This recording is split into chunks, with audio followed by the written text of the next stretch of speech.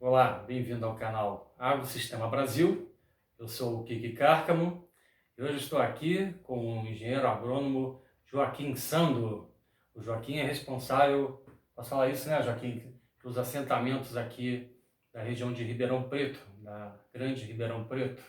Joaquim, é um prazer ter você aqui com a gente. Oi, Kiki, o prazer é nosso. É um prazer estar aqui na presença das pessoas que acompanham o canal do Kiki. E eu espero, de alguma forma, poder contribuir com vocês, trazendo algumas informações, esclarecendo algumas dúvidas que, porventura, alguém registre no canal e a gente possa até responder futuramente. É, Kiki, me coloco à disposição. Pô, maravilha, agradeço. E, bom, o Joaquim, ele é um especialista em sistema agroflorestal. E ele entende muito do conceito de agricultura sintrópica. Você pode explicar um pouquinho para a gente, Joaquim, o que é essa agricultura sintrópica? Claro. Eu não sou um especialista, né, Kiki? Eu sou um eterno aprendiz. Eu acho que todos nós na vida temos que buscar sempre aprender, conhecer, saber novos rumos, o que nos traz certamente novas oportunidades de conhecimento. Mas, particularmente, em relação à agricultura sintrópica, é um modelo de agricultura trazido ou desenvolvido no Brasil pelo Ernest Gutt, que é um suíço que vive na Bahia, numa fazenda chamada Olho d'Água, que há 40 anos ocupou aquele espaço, comprou aquela área que era destinada a cacau e em função de uma doença chamada vassoura de bruxa, toda a produção foi dizimada. Então aquela terra se tornou improdutiva e impossível de produção agrícola com a cultura natural que seria o cacau. Aí o Ernest passou a desenvolver um tipo de agricultura que não era muito conhecida, que é trabalhar as culturas, particularmente o cacau, que é o que ele desenvolve lá, mas num ambiente florestal. Então, a agricultura sintrópica nada mais é do que a produção agrícola em ambiente florestal. Mas de que forma se faz isso? Como é que nós conseguimos alcançar esse modelo de produção? Já que o Ernest, particularmente lá na Bahia, ele tem um dos melhores cacaus do mundo, ele tem uma produção fantástica. O fato de ele não utilizar nenhum insumo químico, o fato dele não utilizar nenhum produto externo à propriedade, o que certamente encareceria o processo, e entregar à natureza o cuidado das plantas de cacau, faz com que o produto dele seja bastante valorizado. Mas como é que funciona o processo? Então Ernest percebeu que a natureza se incumbe de nos apresentar as soluções. Então ele passou a olhar para o ambiente florestal, ele passou a perceber e tentar reconhecer no ambiente florestal qual era a forma que aquele ambiente se conduzia. E aí ele percebeu que a floresta é constituída em degraus, das árvores mais baixas às plantas mais baixas que ficam a rés do chão. E o que define isso? O que define o extrato de cada planta? Evidentemente, a espécie de cada planta. Né? Da mesma forma que nós, humanos, existem pessoas mais altas, pessoas mais baixas, existe também no ambiente vegetal plantas mais altas, plantas mais baixas. Só que essas plantas, elas convivem harmonicamente no ambiente florestal a partir de um processo chamado sucessão. O que é a sucessão? A sucessão é um processo onde as plantas vão se desenvolvendo naquele ambiente de forma que uma ocupa um determinado espaço naquela área sem agredir a outra, então num processo de cooperação, observando a luminosidade, ou seja, a luz solar. Assim, nós vamos ter o extrato emergente, que é aquele que fica no topo da floresta, são as árvores mais frondosas, aquelas que a gente olhando de cima, né? Elas estão bem no alto. Depois nós temos o extrato alto, o extrato médio e o extrato baixo. E ele aí arriscou até a estabelecer um percentual sobre essas árvores. Então ele coloca que o extrato emergente deve ser ocupado por 20% da floresta. Que o extrato alto deve ser ocupado por 60% da floresta. O extrato médio por 40% da floresta. O extrato baixo por 80% da floresta. Então essa soma dá 200%. Mas não é uma soma que deve ser encarada dessa forma. não é somar os estratos. Esses estratos, eles representam a quantidade de plantas que eu devo ter naquela área, num determinado espaço, sendo que uma não atrapalha a outra em relação à luminosidade. A luminosidade do Sol. Por quê? Porque o Sol é responsável pela fotossíntese das plantas. É o Sol que permite que as plantas transformem essa energia solar em energia química, né? Produzindo o alimento que a planta precisa para a sua sobrevivência, que se dá ali nas folhas. Então veja bem, quando ele percebeu isso, ele percebeu que o cacau era uma planta que vivia muito bem embaixo das árvores. Se ela vivia muito bem embaixo das árvores, com um determinado nível de luminosidade, ou seja, o cacau é um extrato alto, então ele pode ter plantas emergentes em cima dele sem problema nenhum. O que acontece? O cacau passou a se desenvolver num ambiente mais adequado à sua própria natureza, e ao ser adequado à própria natureza, ele iria produzir mais. A planta não viveria sob estresse.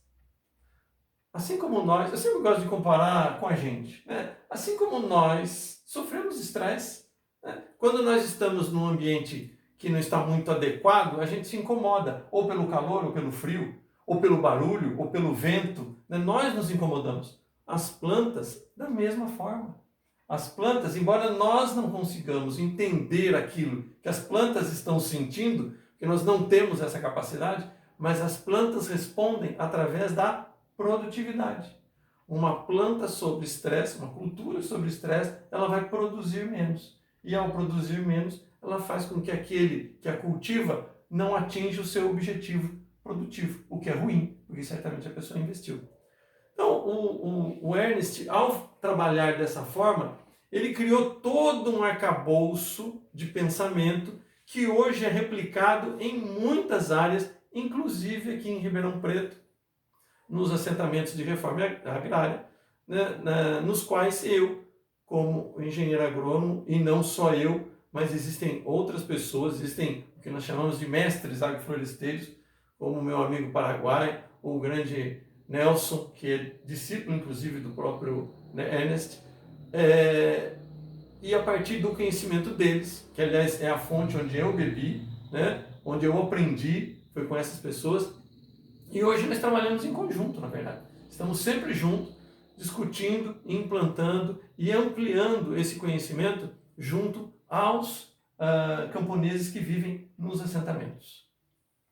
E o Joaquim, da outra vez que a gente conversou, você falou que tudo pode começar com uma pequena horta, e aí você deu o exemplo da alface, apesar de ser uma cultura europeia, ela se adaptou aqui. Sim. E eu queria que você explicasse, então, como é que é feita a questão das ruas, das linhas, a questão da madeira, da cobertura. Você pode explicar um pouquinho para a gente? Claro. Então, assim, as pessoas que estão nos acompanhando vão falar assim, puxa vida, mas eu não tenho uma floresta. Como é que eu vou formar uma floresta? Essa é a grande questão. E aí é que o Ernest nos ensina a trabalhar. O que o Ernest nos diz?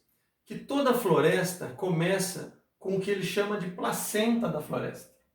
A placenta da floresta, como o próprio nome diz, é aquilo que vai gerar, né, que vai receber aqueles embriões, que são as sementes, e que estes vão germinar e começar a crescer, cada um ao seu tempo. Mas mesmo assim, nós temos, se eu for trabalhar com sementes, eu vou ter sementes de árvore. Eu vou ter sementes que vão germinar cada uma no seu tempo, dada uma condição natural de cada semente. Mas como fazer então? Como introduzir alimento numa floresta ou num ambiente que não é florestal, melhor dizendo? Como introduzir esses alimentos se eu tenho um terreno totalmente limpo? Um terreno onde era um gramado, um pasto, onde eu tinha braquiária, onde eu tinha cana, onde é um terreno que não tinha nada em relação a árvores. É simples. Eu posso começar, essa é uma proposta de trabalho, eu posso começar a partir de uma pequena horta.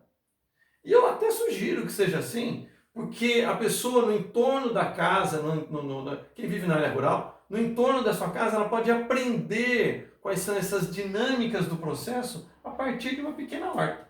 E como fazer então? Então você citou aí a questão do alface. O alface, uma planta europeia, assim como todas as nossas hortaliças, né? Todas as hortaliças basicamente são de origem europeia, são de clima temperado e não de clima tropical, embora tenham passado por processo de adaptação. Mas quem planta alface, as pessoas que estão nos assistindo agora, elas que já plantaram alface, normalmente você trabalha com um padrão de 9 pés de alface por metro quadrado. Puxa vida, mas 9 pés de alface por metro quadrado. Muito bem. Só que existem espaços entre os pés de alface. Normalmente eu vou plantar entre 25 e 30 centímetros cada pé de alface, tá? Entre eles. Bem, se eu tenho espaço e eu planto aquela mudinha de pé de alface, que é pequenininha, é uma coisinha minúscula, eu vou ter, com a luminosidade natural sobre o solo, o que vai acontecer? Eu vou ter a possibilidade da germinação do que tradicionalmente se chama erva daninha, né? Mas nós não chamamos de ervas daninhas, nós chamamos de plantas espontâneas. Porque não existe erva daninha, né? Ninguém quer causar mal a ninguém, né? Ela simplesmente é uma planta espontânea. Então elas vão crescer. E existe, né, a preocupação de que, dada a possibilidade de crescimento dela mais rápido, porque elas são bem adaptadas, elas vão sufocar as demais plantas, no caso a alface. Então o que nós vamos fazer? Para que eu não tenha essa planta espontânea, ou a erva daninha, como queiram, a primeira ação é fazer a cobertura do solo. Com o que eu vou cobrir? O que eu tenho para cobrir o solo? Aquilo que o meu ambiente me disponibilizar. Se eu tenho braquiária no ambiente, eu vou ter que triturar essa braquiária, porque ela é estolonífera, então aquele raminho dela brota, então eu tenho que picar ele. Se eu tenho capim, um colonhão, o ideal é que eu triture, um triturador forrageiro, toda propriedade rural tem um pequenininho, você vai triturar e fazer uma massa verde para cobrir o solo. E generosa, uma camada generosa, né? Em torno de 10, 15 centímetros é o ideal, naquele canteiro que foi levantado. Ah, mas eu não tenho capim, eu não tenho nada. Ah, mas eu tenho madeira. Bom, madeira é o melhor dos mundos, se eu tiver. Só que aí eu preciso ter um triturador para madeira. E isso normalmente custa um pouco caro, né, para se comprar. Mas eu posso usar essa madeira in natura, em pedaços, também já explico como. Mas o ideal então é cobrir o solo. Vamos cobrir o solo. Por que cobrir o solo? Nós não estamos de roupa, a gente não veste roupa. Por que a gente veste roupa? Não é para proteger do sol, que nos queima, né? A gente não passa protetor solar, que impede que o sol também queime demasiadamente a nossa pele? Da mesma forma, o solo. Eu preciso manter o solo coberto para que os raios solares não aqueçam demais o solo. E se alguém medir a temperatura do solo exposto ao sol, sem cobertura, vai passar de 50 graus no verão. Se eu cubro esse solo, se eu mantenho ele coberto com matéria orgânica, vai chegar a 28 graus, no máximo. E você não mantém a umidade, né? E mantém a umidade. Esse é um dos pontos importantíssimos, porque com a cobertura do solo, eu mantenho... numa horta, normalmente eu tenho que regar, né, um processo natural, eu tenho que fazer a rega, essa umidade vai ficar ali guardadinha embaixo do solo, porque o sol e o vento não vão fazer com que aquela água evapore. A irrigação normalmente é gotejamento ou varia? Cada pessoa costuma adotar o seu modelo. Eu, particularmente, gosto de gotejamento. Eu oriento para o gotejamento, né? Então, já que você falou de gotejamento, vamos lá. Quando colocar a irrigação de gotejamento? Antes da cobertura do solo. Porque vamos considerar que o canteiro tem 1 metro de base e 80 centímetros de topo, tá? Basicamente é o canteiro padrão.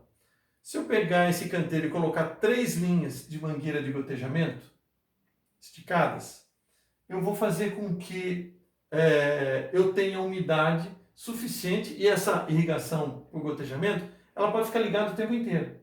Ela não necessita que eu fique controlando, liga, desliga, não, é gotejamento. É o tempo inteiro pingando, pingando, pingando. Bom, eu coloco aquilo ali e aí sim eu faço a cobertura do solo. Evidentemente eu tenho que ter mais ou menos uma localização, né, porque eu vou plantar depois. Eu preciso saber onde eu coloquei, mas certamente a pessoa que está fazendo esse trabalho vai marcar o local, vai entender a disposição da linha, que é sempre linha reta. Bem, vai voltando ao alface. Levantado o canteiro, colocado a cobertura generosa, 10, 15 centímetros de cobertura de solo, eu vou iniciar o plantio. Pode ser nessa base, 9 plantas de alface por metro quadrado. Vamos considerar a alface como planta básica por metro quadrado. Então, entre os espaços da alface, eu posso colocar o quê? Eu posso colocar a rúcula, eu posso colocar o rabanete, eu posso colocar outras plantas dentro da visão de sucessão, como, por exemplo, a couve-flor, o repolho, a pimenta, o jiló, a berinjela. Mas de que forma? Então, como é que isso acontece? Como é que eu vou fazer essas escolhas? A escolha que eu devo fazer é sempre em relação a uma condição de... E aí, citando um outro mestre que é o Namastê, ele sempre cita o E e o OU, né? Eu posso colocar junto ou separado. O E é junto e o OU é separado. Observando o tempo de vida dessas plantas dentro do processo de sucessão, que é tempo, e estratificação, que é altura. Então, vamos lá.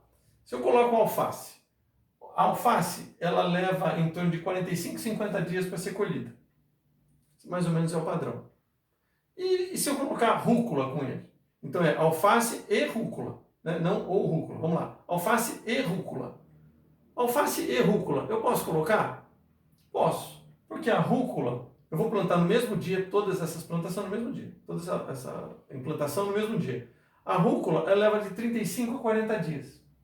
Se ela leva de 35 a 40 dias, embora ela seja do mesmo extrato, que é extrato alto, o que vai acontecer? Ela vai crescer antes do alface fechar, que a gente chama de fechar a cabeça, e não vai competir com a alface pelo espaço.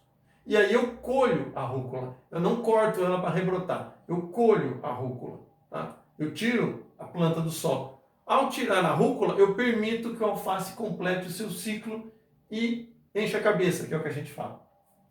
Aí, se não for alface, a rúcula, eu poderia colocar o rabanete, por exemplo. O rabanete é uma planta simples, né? uma raizinha, todo mundo conhece, vermelhinha. O rabanete ele leva de 25 a 30 dias. Então eu também posso, por exemplo, alface, rúcula, e entre os alfaces eu posso colocar uma linha de rabanete, por exemplo.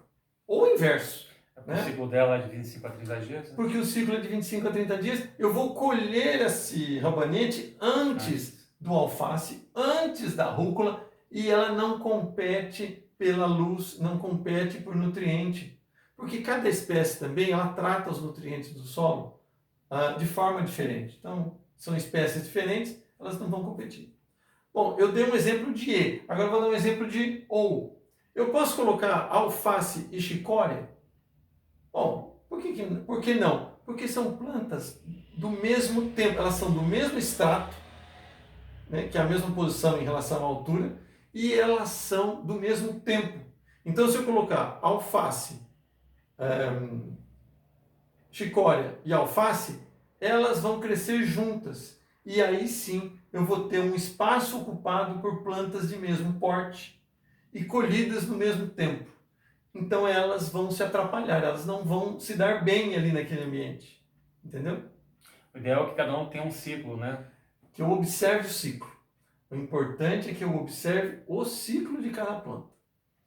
E se eu vou falar da couve? Bem, a couve-manteiga, que é comum, né? Eu posso colocar a couve de que forma? Bem, a couve é uma planta que eu vou começar a colheita dela com 90 dias.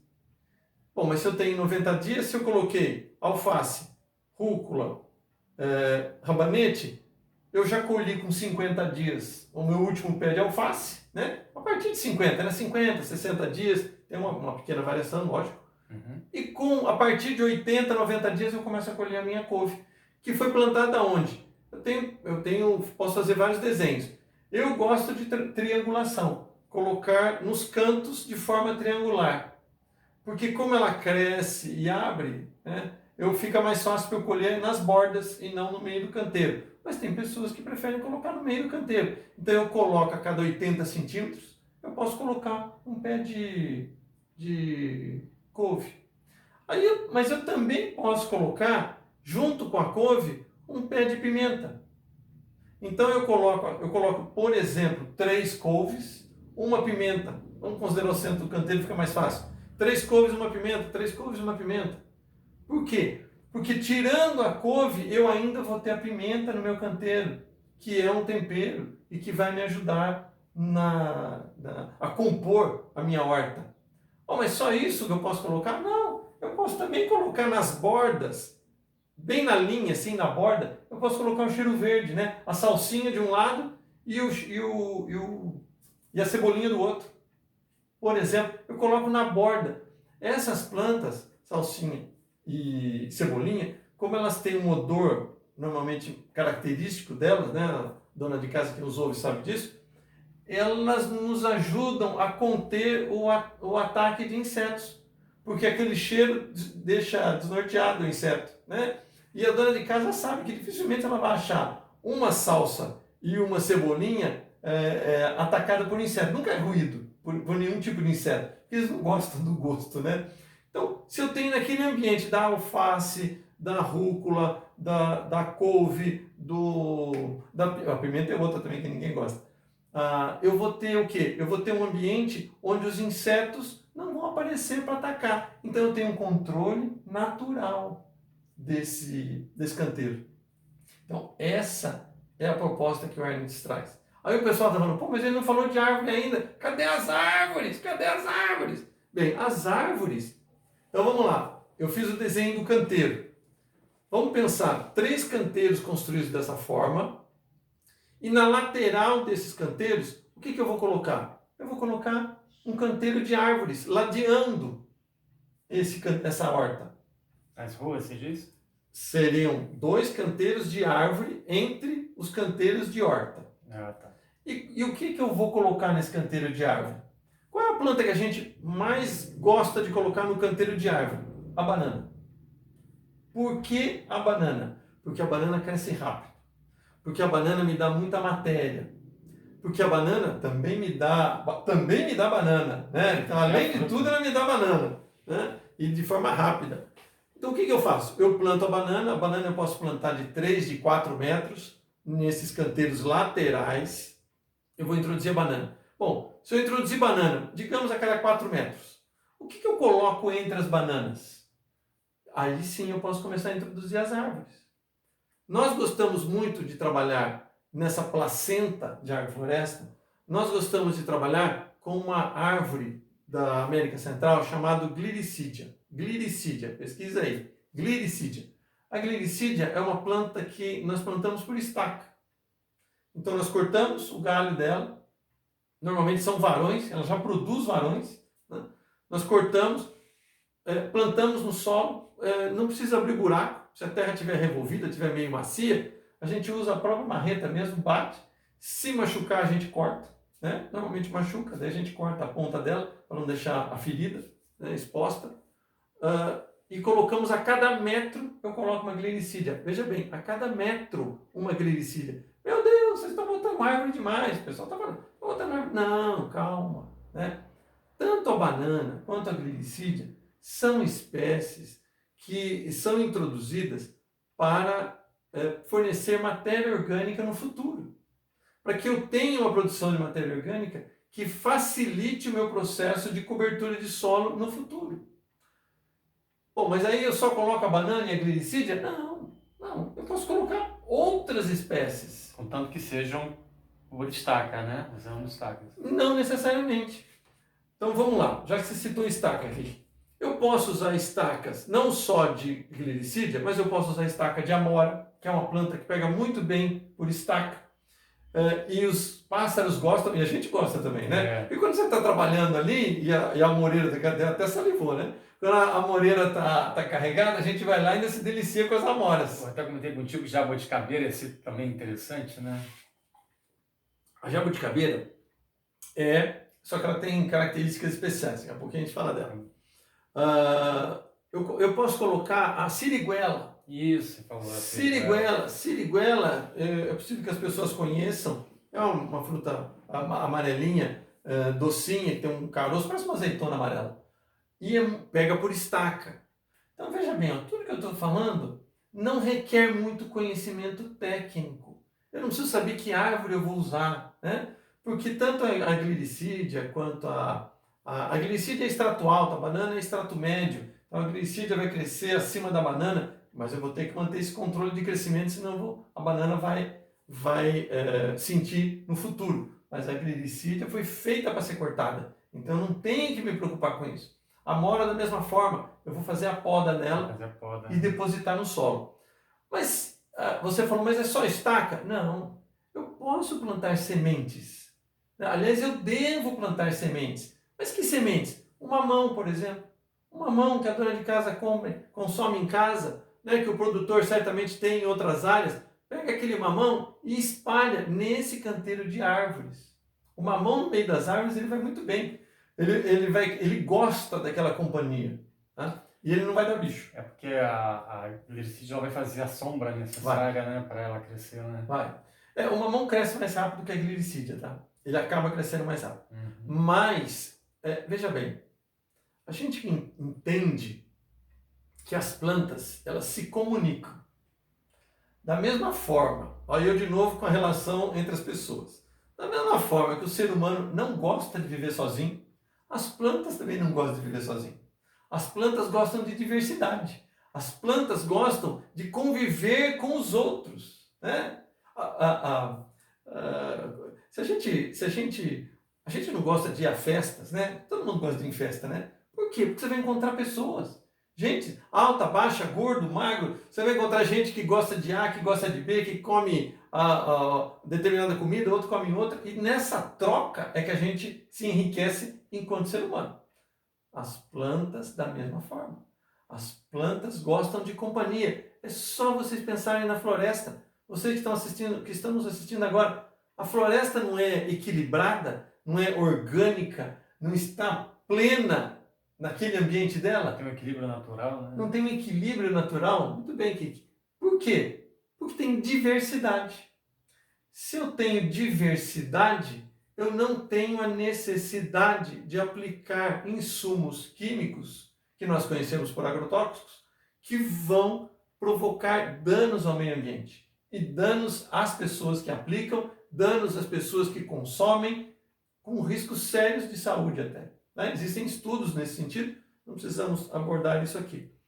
Então, quando a gente fala em agricultura sintrópica, eu estou falando numa agricultura que busca o equilíbrio do ambiente. Eu vou conseguir isso da primeira vez? Não, não vai. Garanto a você que você não vai. Mas não é para desistir, é para ter isso como estímulo. Porque como nós não sabemos, é como qualquer aprendizado. É a partir da experiência que faz com que nós adquiramos os conhecimentos necessários para manter aquele processo. Ah, mas eu coloquei glicídia, cresceu tudo. Ótimo, corta. Se ela está sombreando demais, se ela está te atrapalhando no processo, elimina uma quantidade de glicídias que foram plantadas, não tem problema. Ah, mas eu prefiro que fique as amoras e as siriguelas. Ótimo, mantenha a amora e a siriguela porque dá uma fruta. E tira toda a glicídia depois, se for o caso. Né? Mas é importante que cada pessoa desenvolva a sua metodologia, porque não existem duas agroflorestas iguais. A agrofloresta ela tem a cara do dono. A pessoa que cuida dela é que faz com que ela seja a sua expressão, né? A sua expressão do seu trabalho. E é isso que dá prazer.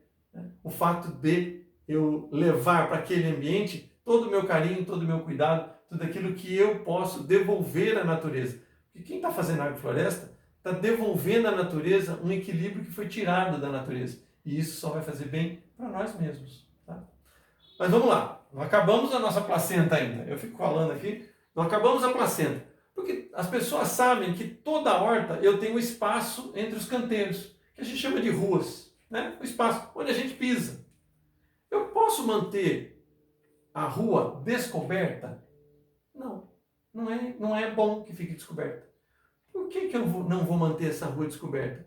Porque naquele ambiente exposto ao sol e à ação do vento, vai haver um processo natural de evaporação. Então toda a água que eu jogo no canteiro, ela vai evaporar por aquele espaço.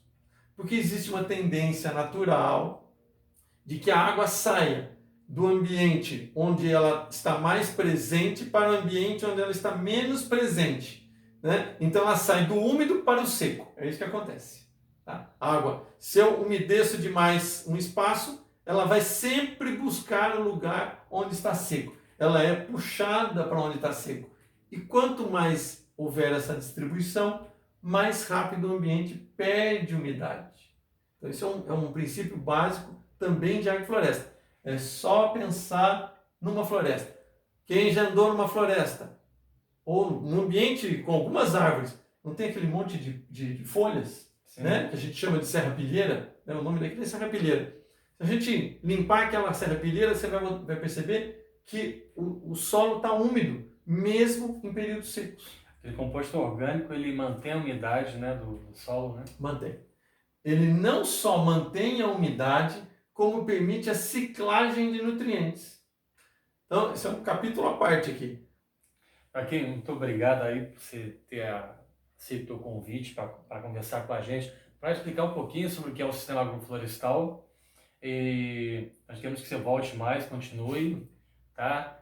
Não perca, vai ter a continuação desse papo, certo? Esse programa deu mais de um programa, então será um prazer. Teremos mais coisas aí e vamos conhecer um pouco mais sobre esse fantástico sistema agroflorestal. Obrigado, Joaquim, pela sua presença. Esse é o canal Agrosistema Brasil. Eu sou o Kiki Cárcamo. Nos vemos no próximo programa. Até lá!